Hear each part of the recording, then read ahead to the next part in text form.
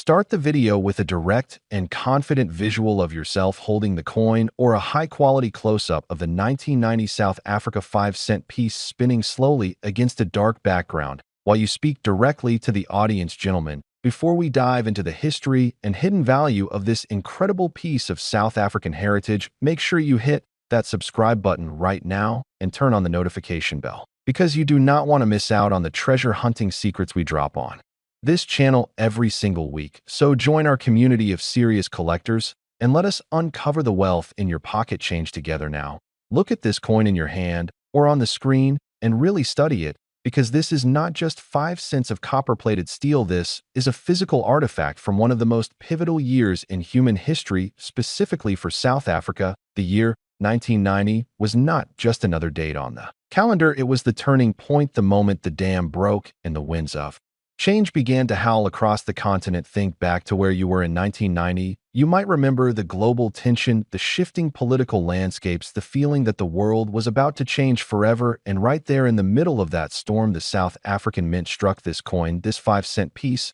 is a survivor. It was minted during a time when South Africa was on the razor edge of transformation. In February of 1990, Nelson Mandela walked free after 27 years of imprisonment, signaling the beginning of the end for the apartheid era. This coin was circulating in the pockets of men and women who were witnessing history unfold in real time. It paid for newspapers with headlines that shocked the world. It bought bread in a country that was rewriting its own destiny. When you hold this coin, you are holding a witness to the birth of a new democracy, and that historical gravity gives it a weight far heavier than its physical mass of 4.5 grams. Let us talk about the metal itself, because as men we appreciate the engineering and the mechanics behind the things we collect. This coin is distinct from the solid copper or silver coins of the past. It is made of copper-plated steel, and that composition tells a story of economics and resilience. By 1990, the cost of raw materials was fluctuating, and mints around the world were looking for durable, cost-effective solutions. The steel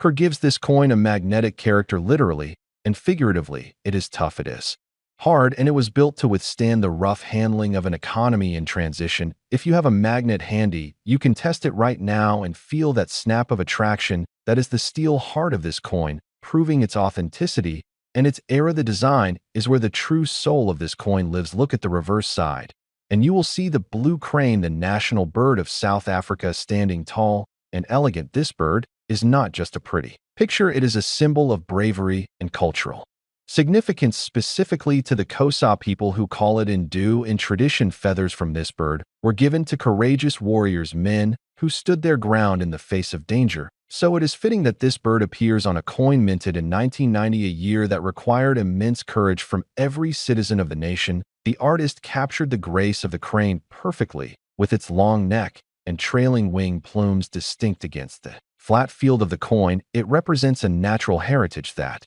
transcends politics, a beauty that belongs to the land itself. Flip the coin over, and you are staring at the old coat of arms of South Africa. This is the heraldic symbol that would eventually be retired, making this coin a time capsule of a bygone era. You see the shield, the supporters, the motto Ex Unitate Vires, which translates to unity is strength or power through unity. It is a powerful maxim that takes on a complex irony and hope. Given the context of 1990, collecting is about understanding these dualities, how a symbol can mean different things at different times, and preserving it so that future generations can understand the path we walk now. You might be thinking, I have seen these coins in jars or old boxes. Are they really worth anything? And that is the question that separates the amateur accumulator from the serious numismatist. The vast majority of these coins that saw heavy circulation are common. They did their job. They bought goods. They were dropped on sidewalks. They were tossed into toll booths, and they are worn down, losing their luster and their detail. Those coins are great for sentimental value, but they are not the investment pieces we are hunting for today. The real secret lies in the condition and the preservation of the coin. We are looking for the survivors that escaped the chaos of circulation. We are looking for the coins that were put away in a drawer or a collection album back in 1990 and forgotten. We want the coins that still have that original blazing red copper luster, the ones where the steel underneath hasn't started to rust or bubble through the plating. When you look at your coin under a magnifying glass, you want to see sharp feather details on the blue crane, You want to see the coat of arms standing out crisply, without any flat spots on the high points or scratches in the open fields. This brings us to the thrill of the hunt, because finding a gem-quality example of a copper-plated steel coin is actually quite difficult. These metals are reactive, they like to corrode, they like to spot, and they like to turn brown, so finding one that looks like it was minted yesterday is a genuine challenge, and that scarcity and high grade is what drives the value up for serious collectors who want the best of the best for their registry sets. They do not want a dull brown washer, they want a coin that flashes like fire when you tilt it under the light. There is also the aspect of the strike quality. In 1990, the Mint was producing millions of these coins, and quality control can vary. Sometimes the dies were polished too much, leading to a proof-like finish on a circulation coin. Sometimes the pressure wasn't quite right, leading to a weak strike. Knowing these nuances is what makes you an expert. It gives you the eye to spot a diamond in the rough at a flea market or an estate sale. You are looking for that anomaly, that perfection that shouldn't exist, but does. As we get older, we start to value legacy. We start to value the stories we leave behind.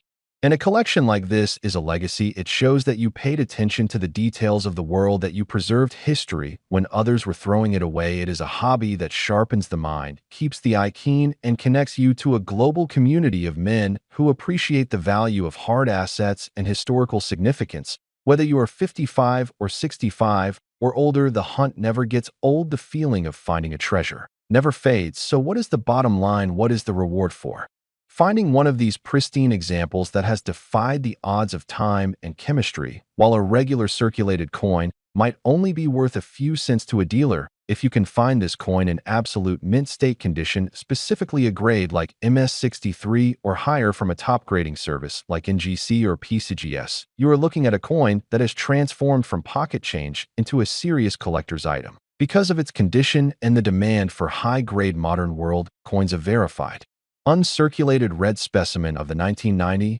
South Africa 5 center coin can command a market price of up to $40.